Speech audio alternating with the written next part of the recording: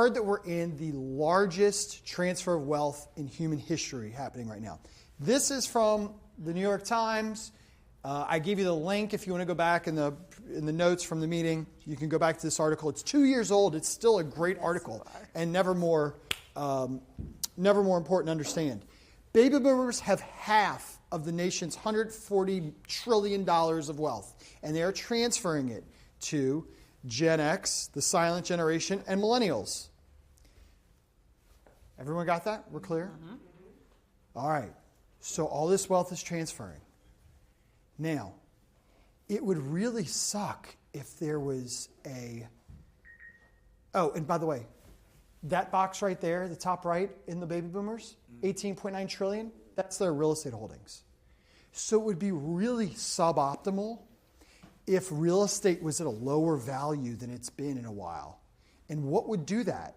Well, 5 years of pumping interest rates super low, juicing the market, everyone buying and selling at elevated rates, and then having to raise rates, which lowers the price of real estate, right? We've all experienced this.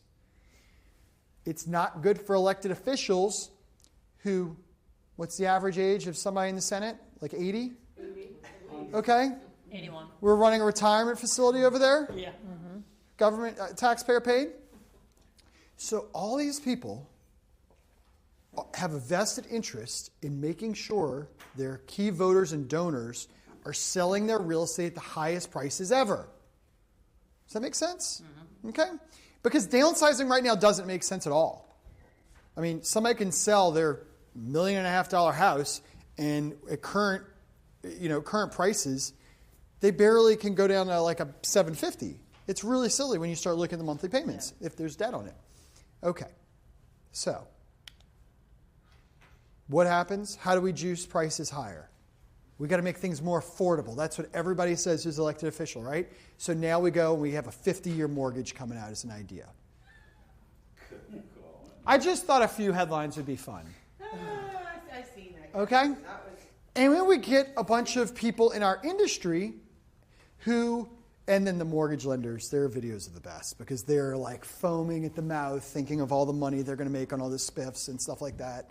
Because don't forget, no offense, John, but they're paid out of a black box and you never see how they get their money, but our money is very clear and transparent on the closing disclosure, yet we get all the shit. Okay? So let's do math, because math fixes everything. Logic, let's get rid of emotion, let's do some math. Let's take $1 million loan amount, because isn't that what everybody wants in this country, $1 million loan? And let's pick a reasonable rate, 6%. I'm not trying, I could make it 8 and we could really get these numbers fun.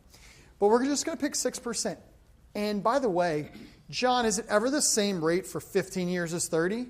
No, you get a discount for going to 15 typically. And I'm not going to give that either. So I'm not going to increase the rate for going to 30 or 50. All right, so let's just look. By the way, running an amortization calculator, does everybody remember how these work? Yeah. Loans are amortized, and you pay what up front more than? Interest. You pay more interest than principal. So year 3, okay, let's go year 3. On a 15-year mortgage, you pay $53,000 of interest. On a 30-year mortgage, you pay $58,000 of interest. And a 50-year, you pay $59,000 interest. All right, but you got a lot more payments. Mm-hmm. Let's look what the monthlies look like. So on that $1 million loan at 6% for 15 years, that's almost $8,500 a month. Almost $6,000 a month on 30-year.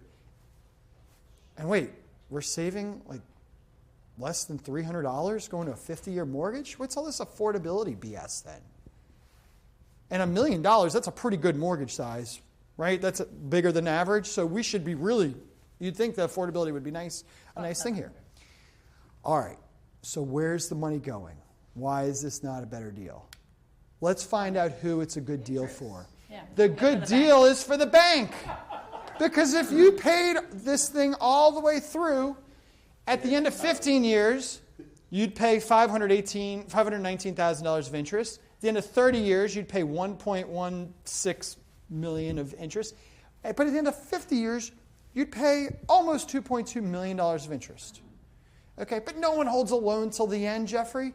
Quit being so, like, you're not really going to pay $1 million more of interest. You're also not going to get equity. Oh, that's right. paying How often do we move? 7 years, approximately 5. I'm going to say 10, just to be, because we're New Orleanians, okay? Yeah, Let's we like just our give it, house. I think New Orleanians, the nation's like 5 to 7, and we're like 7 to 10. Okay, but let's go to the outside of that. Let's say 10 years. So you decide you're ready to move, or you have a life event in a decade, which is pretty darn typical, right? You're gaining money, whatever. Look how crappy of a deal this is. We're never going to be able to sell them another house. We're going to have to beg for another financial crisis or COVID or global pandemic so that they can get a super low interest rate, because they're going to have no equity. After 10 years, they're going to have $43,000 of equity. Now, I'm not assuming a down payment because I'm trying to keep this super simple. Just the loan, yeah. Okay, but just the loan, all they got was $43,000 of equity built up after 10 years, where they should have been walking away with $163,000. The smart people in all this are like Holly, who's got a 15-year mortgage.